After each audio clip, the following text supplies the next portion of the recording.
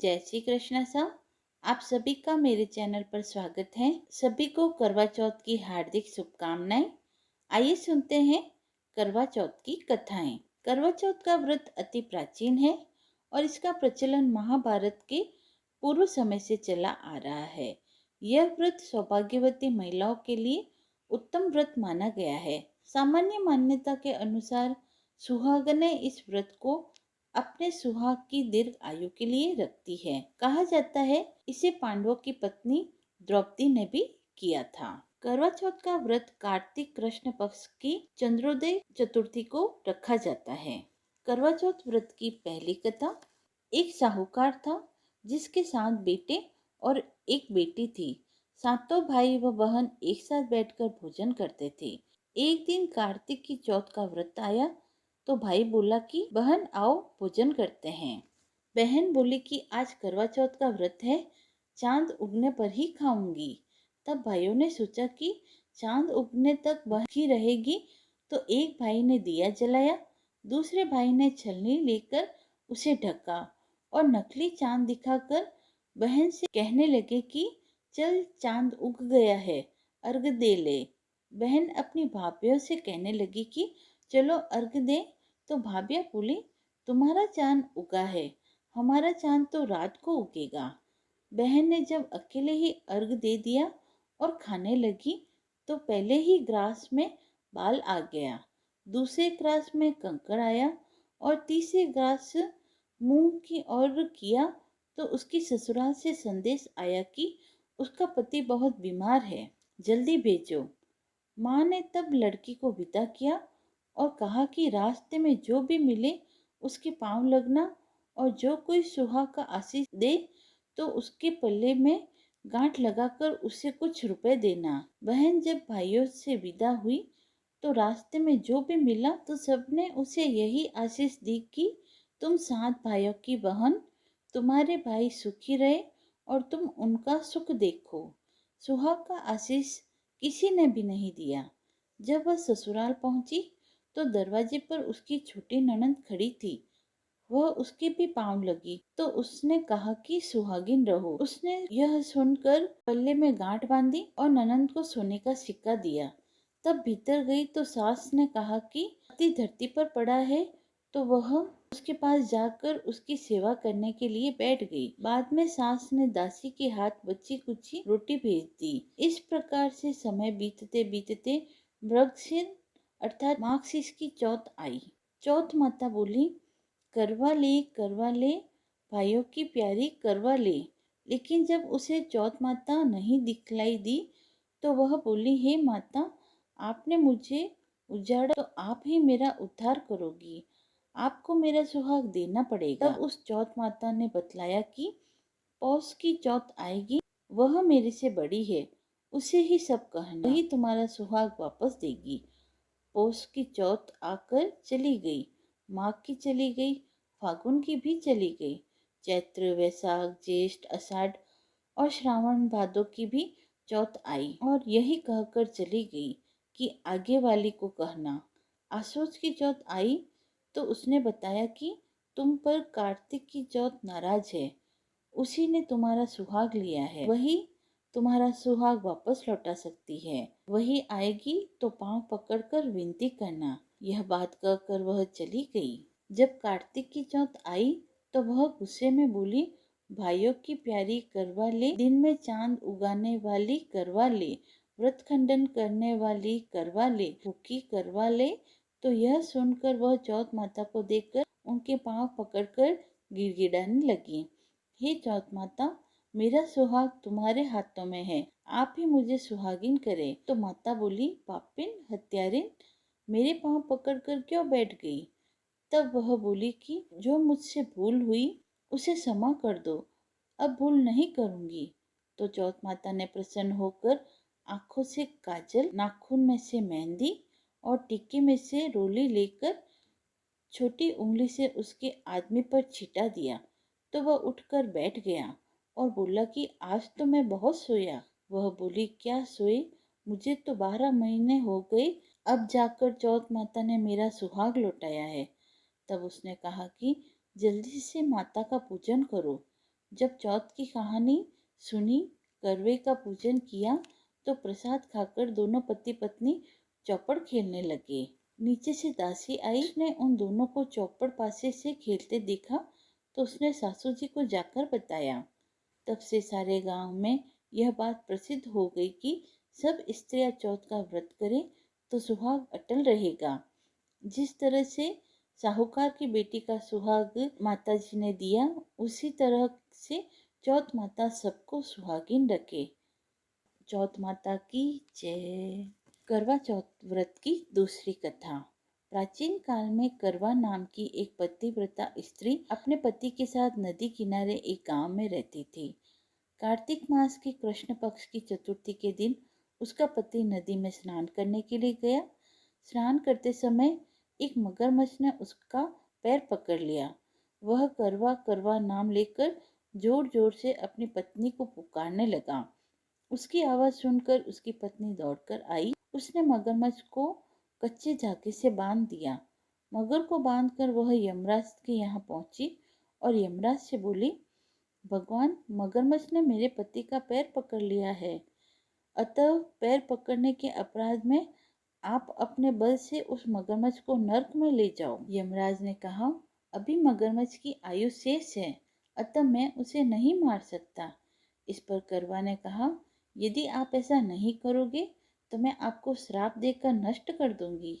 यह सुनकर यमराज डर गए और उस पतिव्रता स्त्री करवा के पास जाकर मगरमच्छ को उन्होंने यमपुरी भेज दिया और करवा के पति को दीर्घायु प्रदान की।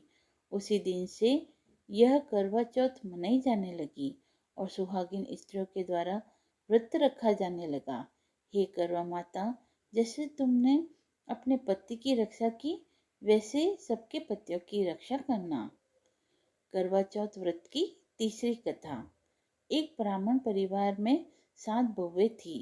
6 बहुओं के मायके वाले बहुत अमीर थे, इसी कारण ससुराल में उनका बड़ा मान था। परंतु छोटी बहू के मायके में कोई न था। वह घर का सारा कामकाज करती, सबकी सेवा करती, पर कोई भी उससे प्यार नहीं करता। सभी दुत्कारते रहते। 30 त्योहार पर भी जब उसके मायके से कोई न आता तो वह बहुत दुखी होती। हर वर्ष की तरह इस वर्ष भी करवा चौथ का व्रत आया। अन्य बहुओं के मायके से उनके छोटे भाई करवा लेकर आए, पर छोटी बहू के मायके में यदि कोई होता तो करवा लेकर आता।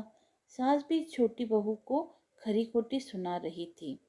वह दुखी हो घर से निकल पड़ी और जंगल में जाकर रोने लगी। एक नाग बहुत देर से उसका रोना सुन रहा था। अंत में वह अपने बिल से निकल आया। छोटी बहू से पूछने लगा, बेटी क्या बात है, तुम रो क्यों रही हो? छोटी बहू बोली, आज करवा चौथ है, मेरा कोई भाई नहीं है। यदि मेरा कोई भाई होता तो आज जरूर करवा लेकर आता।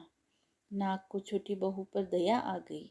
नाग ने कहा, बेटी तुम घर चलो, मैं अभी करवा लेकर पहुंचता हूँ। थोड़ी देर बाद नाग ससुराल पहुंचा। ससुराल वाले इतना सम्मान देखकर चकित हो गए। सास भी प्रसन्न हो गई। सास ने प्रसन्न मन से छोटी बहू को नाग देवता के साथ भेज दिया।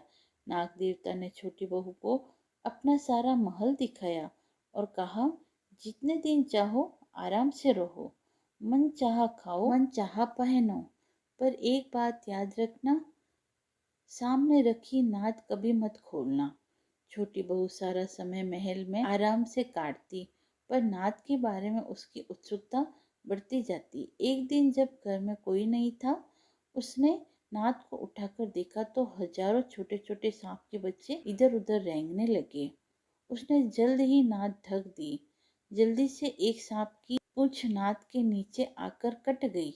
सांप को नाग के आने पर छोटी ने अपनी गलती स्वीकार कर ली। नाग ने भी उसे क्षमा कर दिया। जब छोटी ने ससुराल जाने की इच्छा की तो उसे धन रत्न आदि देकर नाग ने विदा किया। छोटी के ससुराल में अब उसकी बड़ी इज्जत होने लगी। जिस सांप की पूंछ कटी थी उसे सभी बंडा कहकर तंग करते रहते थे। एक दिन उसने अपनी माँ से पूछा कि मेरी पूंछ कैसे कटी है, माँ ने कहा कि छोटी बहू के नाद उठाने और जल्दी से रखने से तुम्हारी पूंछ कट गई। तो वह बोला कि मैं छोटी से बदला लूंगा। माँ के बहुत समझाने पर भी वह एक दिन चुपचाप छोटी के घर पहुंचा और मौका देखकर उसे काटने की सोचने लगा। वहाँ छोटी बहू और उसकी सास में किसी बात पर बहस हो रही थी। तो छोटी कसम खाकर कह रही थी कि मैंने ऐसा नहीं किया। वह कह रही थी कि मुझे बंडा भैया से प्यारा कोई नहीं है।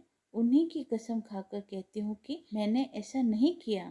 बंडा ने जब सुना तो सोचने लगा, जो मुझसे इतना प्यार करती है मैं उसे ही काटने आया हूँ।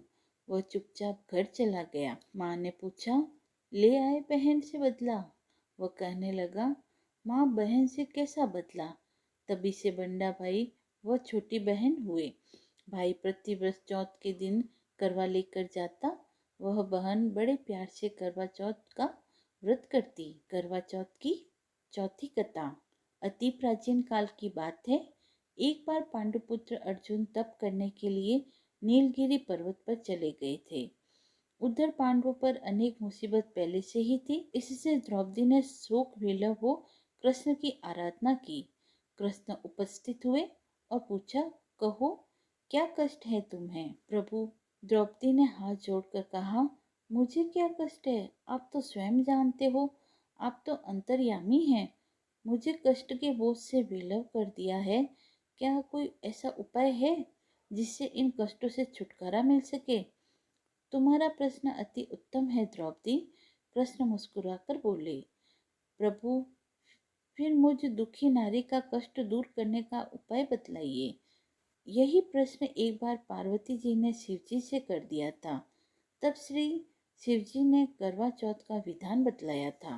फिर प्रभु करवा चौथ की जानकारी मुझे भी दीजिए और उसकी कथा कहिए।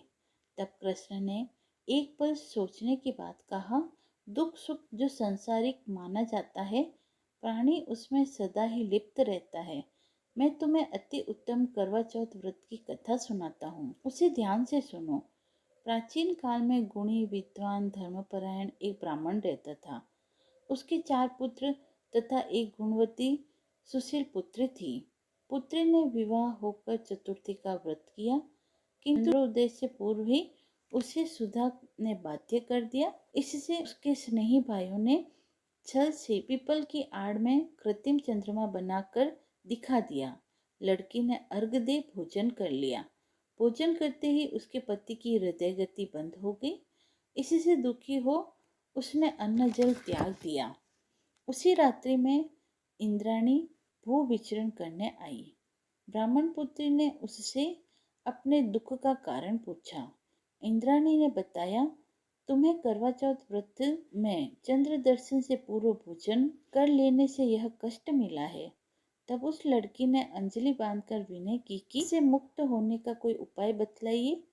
इस पर इंद्राणी ने कहा, यदि तुम विधि पूर्वक अगली करवा चौथ का व्रत करो तो तुम्हारे पति पुनर्जीवित हो जाएंगे। कन्या ने ऐसा करने का वचन लिया तो उसका पति स्वस्थ हो गया।